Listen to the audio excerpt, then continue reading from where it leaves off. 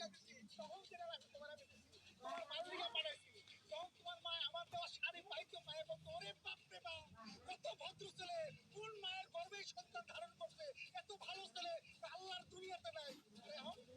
তোমার কথা মতো আমার বাপ মারে পাঠালাম তোমার বাড়িতে বিয়ার প্রস্তাব দিয়া তোমার মা আমার বাপ মারে কইছে এরকম বখাটা ছেলের কাছে সন্তান দিব না প্রয়োজনে ওই মেয়ে একটা টুকটা টুকটা কইরা বুড়িগঙ্গা বাসায় দিবে তুমি কইয়াছিলা তুমি কিন্তু পারতা না আমার ওই তুমি সাফাই গেতে তুমি নিরবতা পালন করছো কি লিখে আমায় কইছে আপনার লগে আমার বিয়ে দিব না আপনার লগে বিয়ে দাওতে